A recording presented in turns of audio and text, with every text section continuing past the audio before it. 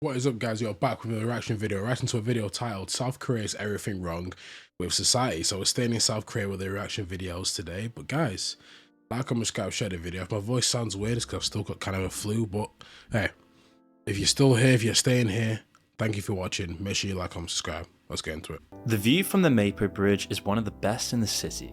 At night, Seoul's glittering skyline stretches across the horizon, standing as proof of how far South Korea has really come. But for many young Koreans, this picturesque view was the last thing they ever saw. The bright lights of the city contrast with the darkness of the Han River. Its strong cold currents promise an escape from the high-pressure world above. Because of its accessibility and location, Mapo Bridge has gained a dark reputation as a favored spot for jumpers. As South Korea's mental health crisis worsened in the early 2010s, Samsung was hired to try and reverse the rising number of casualties on the bridge, and their solution was rebranding to the Bridge of Life, with a set of LED signs running along each side of the bridge's railings. Written on these signs was a series of optimistic slogans and pictures of happy families. But as you can imagine, this only had the opposite effect of what Samsung intended, and in the year after they were added in 2013, incidents on the bridge increased by over 400%. Shortly afterwards, the scheme was scrapped, replaced by more conventional physical barriers. A much higher fence was then put along with CCTV and pressure sensors to alert rescue workers. Yeah, look, I'm sorry to pause this early, but that should have been your solution from the start. I'm sorry, but putting a couple of banners and how's your kid, maybe that might work for one person, but come on, a bit lazy, to be honest. Multiple phones were installed across the length of the bridge with direct links to crisis hotlines. While casualties did eventually fall, not all of these measures worked as intended. With Grammarly, every email you send can be polished and ready to go. So this is Grammarly's free quick fix feature. You can polish up your emails as shown by the Korea Herald's interview with one potential jumper on a similar bridge. Referred to as aid to protect her identity, the 19-year-old woman was just moments away from jumping before she was held back by a passerby. Before trying to jump, she had used one of the crisis phones, but strong wind stopped her from hearing the person on the other side. In a conversation afterwards, the passerby who had just saved her life asked the girl why she had done what she did. Quote, "Your mother would have been so sad," she said. A then responded, "My mother and I don't get along. She told me you're good for nothing." And this brief exchange shined a light on what could be the root of the problem, something which slogans and guardrails have failed to deal with. South Korea's young people should have inherited the benefits of South Korea's economic miracle. The country pulled itself up from tragedy and poverty to become one of the world's richest nations, both financially and culturally. But that promised utopia has been turned upside down. With the lowest birth rates in the world, political chaos, cultural division, and crushing inequality, life is getting harder and harder for young South Koreans every division and crushing inequality.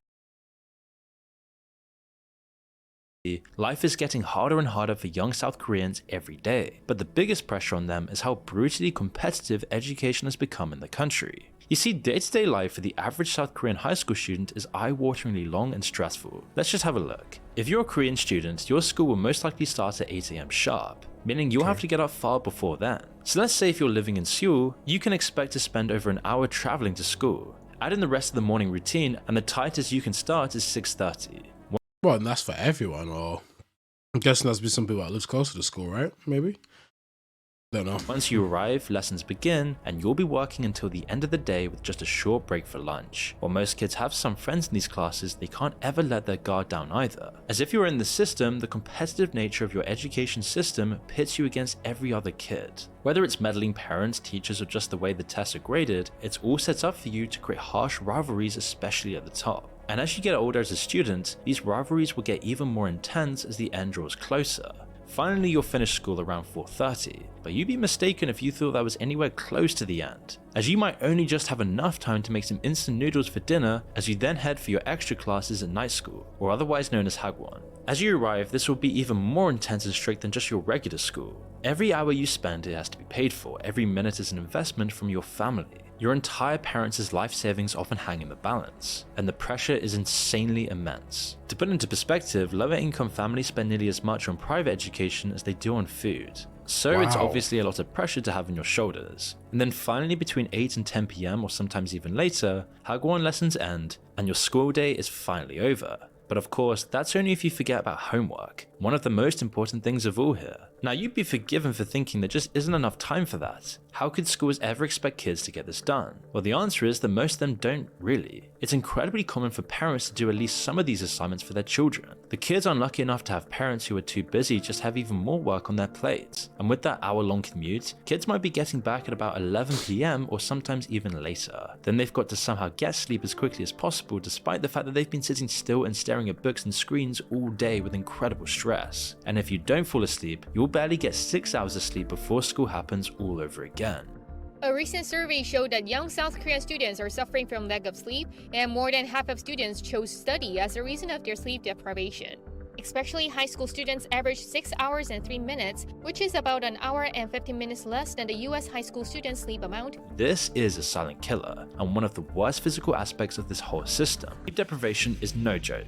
Studies have shown that this will impair teens' development while making it harder for them to resist their own impulses, which is not a good mix when their life demands so much discipline and hard work for them, all whilst an entire culture bases your worth on how well you rise up in this education system. So then, what is all of this building up to? Well, after years and years of these long days you're doing, the end goal is a good score in the final exam, the CSAT. This 8-hour marathon is mostly a test of memorization, with harsh time limits and some of the hardest questions in the world all mixed in. Just like most of the tests our students have been taking throughout their time in school, the final result is decided by how their score compares to the average. It means everyone is always competing with each other. The reward for making the top percentile is massive, a coveted spot at the top Seoul University. The big companies that dominate South Korean society like Samsung and Hyundai almost exclusively hire from them.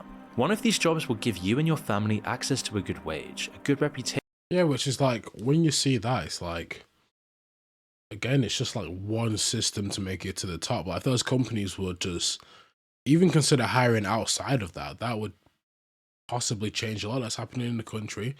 Because a lot of the times you see with these companies, you don't need someone from a big university that's, you know, got all these qualifications to do well in companies like this. You can get someone who's just naturally good or maybe learn in his own way. Not to say those universities aren't important, but, you know, if you look at countries like America and other countries, or just if you look at so many content creators and all that, there's other ways to make it to the top, or there's smart people that haven't necessarily gone through the education system. But I guess in South Korea, it's like, it's just one way. And if you don't follow that one path, you kind of, I guess, ostracized from society is the perspective I'm getting, and that I've got from watching a lot of other videos as well. And a higher place in Korea's hierarchical society. Of course, at these jobs, you're even longer hours, but that is the best outcome. Failure for these kids who can't afford a redo is almost a dead end. It means the shame of disappointing your family, your culture, and your country, and then a choice between destitution or a lifetime of hard, menial labor. You can see the effects of all of this pressure just by watching interviews with students from just after they've taken the exam. 일단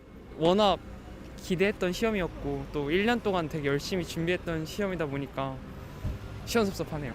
머리는 어떻게 이렇게 됐을까요? 아 이게 항상 그 고비인 부분들이 있을 때마다 제가 머리를 쥐어잡는 습관이 있어가지고 그것 때문에 좀 이렇게 붕붕 뜨게 된 것 같아요. One described the feeling of ending it like being let go after being tied up for a long time. 하다가 묶였다가 해방된 느낌이라고 생각해요. 지금까지 준비했던 이제 여러 가지 노력들을 이번 시험에서 다 표현할 수 있었던 것 같아 좋은 경험이 됐던 것 같고요. Others scream as they let out all the pent-up emotions they've had to contain for years. Most are just relieved, looking forward to a brief period of life that isn't all about studying or working. However, for those kids thinking they didn't do as well as they could have, other emotions are flowing through their heads.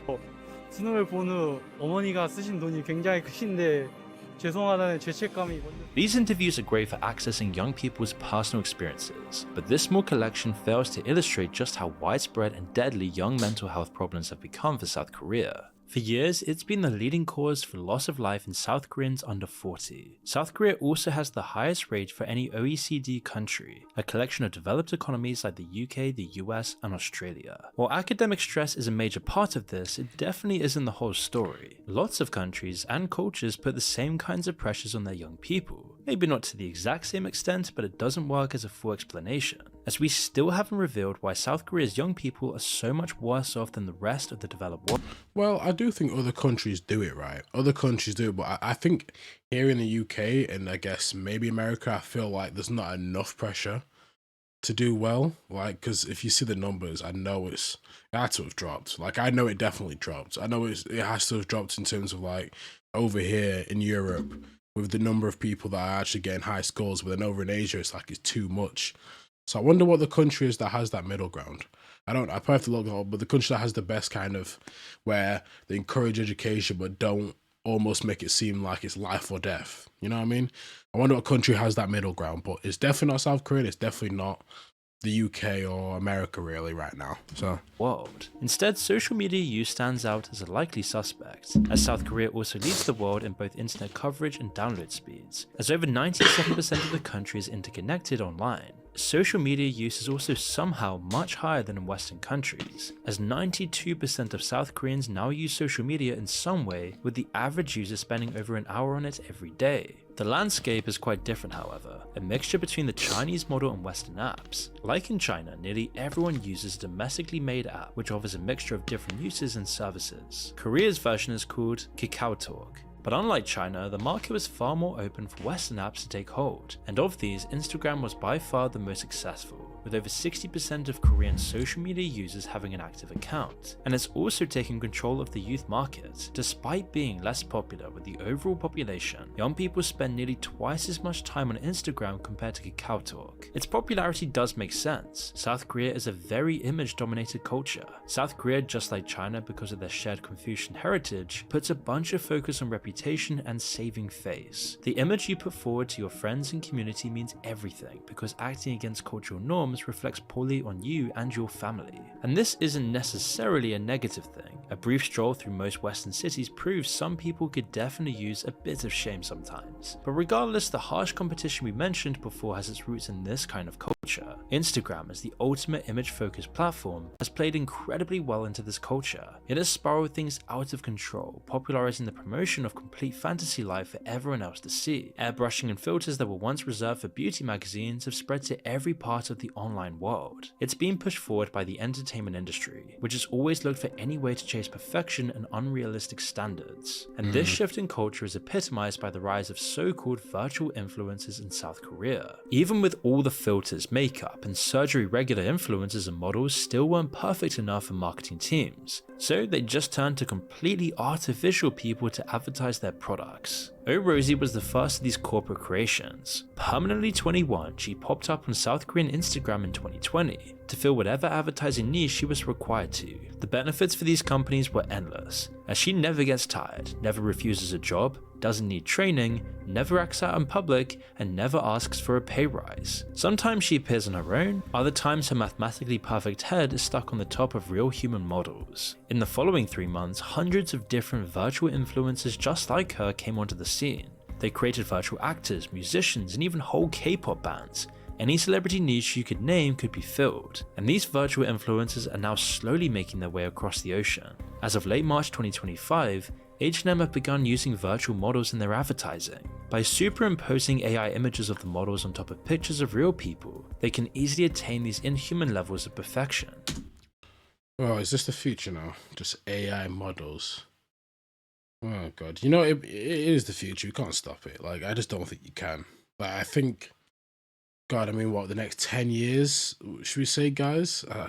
Stuff can change a lot in 10 years. What is what I've realized. If you think back 10 years ago to now, go look back at stuff from 10 years ago and look at stuff from now. It's like a whole different world. So it won't really surprise me. Like, you go all the way back to what, 2015? Go back to 2015. It's like a different world. So it wouldn't surprise me in the next 5 years. This is life, I guess. God, I mean, would I say no? Yeah, but I'm sure every generation said no. So is it a good thing or a bad thing? I would say it's a bad thing. But again, like I said, every generation, I mean, if you asked previous generations about social media, they probably would have said the same thing. So I don't think you can stop it. You just have to, I guess, adapt, which is kind of sad because, you know, AI can be a good thing, but then it can take a lot of jobs away from people, and especially you don't want AI models around, right? You at least want real. Even look, the models you see these days, a lot of them aren't really real anyway, but you at least want it to be a human being, basically, is what I'm trying to say. South Korea is at the forefront of this very dark revolution and is having awful effects on its young people. something that's an omen for the West, and regular people dealing with the body image problems this causes often fall through the cracks. But it's telling that even the most beautiful and famous celebrities can also fall victim to the same types of negative thoughts. The K-pop industry blends the worst parts of South Korean competitive pressure with the negative effects of its body image culture. Soo Lee was just one of the many men and women pushed into this industry at a young age and molded into a K-pop icon. Now, at first, her career seemed like a classic success story. Trained from a young age, when her K-pop group FX released their first singles and album, they immediately shot up to the top of the charts. Before the rise of BTS, they were the most internationally recognizable K-pop band in the world. But unlike most K-pop stars, she challenged the constant demand for perfection. She would often post pictures on social media without any makeup, challenging the beauty standards of the time. She would even openly talk about subjects that are taboo in South Korean culture, like mental health or even romance. This brought her wave after wave of unrelenting hate comments, personal insults and death threats, and after a period of depression relating to the constant abuse, she sadly took her own life. Singer and actress Seol Lee, a former member of the K-pop girl band FX, was found dead Monday afternoon. Seol Lee had been harassed by malicious online comments throughout her career and had openly spoke about her experiences on cyberbullying. Police said in a statement that the 25-year-old had been suffering from severe depression and how for now they suspect she may have taken her own life. In the wake of her passing, South Korea then implemented strict laws on cyberbullying, allowing anyone to report it and enabling law enforcement to expose people's real names if they ever leave hate comments. But the systemic issues that led to this tragedy remained, and it's no wonder, with such a massive focus on your outward image, that people are willing to do anything to match the insane beauty standards. So it's not really a shock that South Korea is the plastic surgery capital of the world. The industry. Okay, let's see the list. So South Korea's number 1, Argentina, Brazil, Colombia, Greece, and the United States. And then Germany. Oh, damn. Yeah, that's not a surprise as well, because I've heard, I guess they do it well over there. Now, how do you guys feel about plastic surgery watching this now? Like, I want you guys to comment down below. How do you feel about it? Because me personally, I don't know. Like, I would never encourage anyone to get that, or I would never encourage anyone that I know to get that, I should say. But just because I think, try to find happiness with how you look, I guess. But at the same time, when the pressure is so much from everywhere, right? If you look at a country like South Korea, where I mean, people feel pressured everywhere, right? Even here, there's pressure to, I guess, you know, to look a certain way. But over there, it seems like it's just everywhere. And again, this is an outside look, right? I've never been to the country. I've never really even spoken to someone actually from the country, to be honest. But from what, you know, from evidence and what you see, I mean, the thing with Sully and everything else, I mean, she posted a picture of her without no makeup and people went crazy.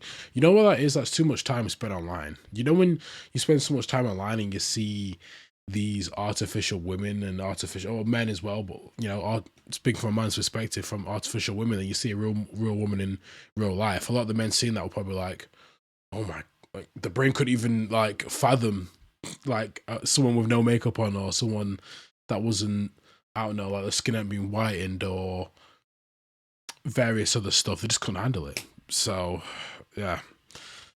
The industry is literally worth over $1.7 billion, and it's predicted to grow to over $5 billion by 2032, truly showing how normalized plastic surgery has now become in South Korean culture. You obviously don't need it at all, both of you, but would you ever consider having surgery done yourself? 있죠. 있어요. 저도 이제 눈이 조금 작아서 여기 뒤에 살짝 이렇게 톡 하고 싶거든요. 더 예뻐지는 걸 보면 부럽다는 생각은 해본 적이 있지만 Most of the time in South Korea, people get surgery to try and look more naturally beautiful. For years, beauty standards have aimed at this idea, characterized by features like a V-shaped chin, pale skin, a small nose, large eyes, and a clear complexion. Never mind that lots of these things aren't... Yeah, like, bro, they basically want you to like anime characters, bro, because you see anime characters with the big eyes. That's the whole reason why they make the eyes big, because more people... Like, I forgot what study it was something like that, but the reason why they made the eyes so big is because more people want to watch. Like Asian people, like you do get Asian people with big eyes, right? But it's like they don't, obviously they're not as big as that, obviously, but it's like a thing where it gets you to watch more if they've got big eyes and colored eyes and something like that. Anyway, all that common in Korean people to begin with. Eyelids are a common cause of tension for people concerned they don't match this standard. The so-called double eyelid surgery is now one of the most common in Korea to replicate this feature. It's often given to young women by their parents as a graduation present. In an interview, one anonymous woman talked about how this had happened to her and how she had felt pressured by her family to get the surgery. Quote, "I was satisfied with my own appearance, but my mum and grandmother seemed unhappy with how I looked before I had the surgery. Wow. I was pushed to feel grateful that my parents could afford the surgery cost even though I never asked them for it. And if family pressure wasn't enough, these surgeries are often pushed by advertisements and influencers as well. Posters and billboards show before and after images, promising that they can make you beautiful in the eyes of society as well. Unfortunately, the rise of Instagram filters, airbrushing and AI enhancement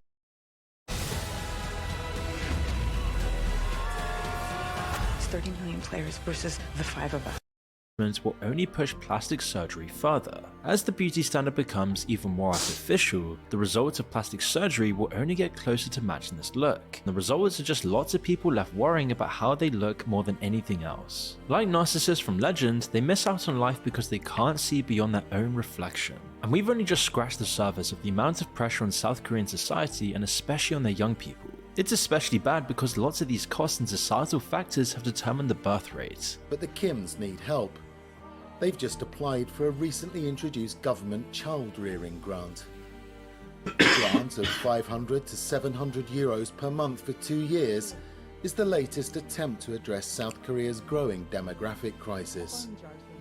Many blame the low birth rate on the high cost of living, which has soared in recent years. The culture around education and the costs associated with it mean that people are less likely to have children. It's just too expensive. And stuff with birth rates, I mean, correct me if I'm wrong in the comments, but I mean, at least here in the UK where I'm from, it's dropping a bit as well with like the birth rate. So I think birth rates are dropping, not all over the world, but in a lot of different countries. So that might be something to take a look at, because it's weird how it's dropping, and not just in South Korea. I think in Japan as well. I think definitely in the UK as well, but you know, other places as well. But yeah, someone needs to take a look at that, because it's weird how all these countries are having low birth rates.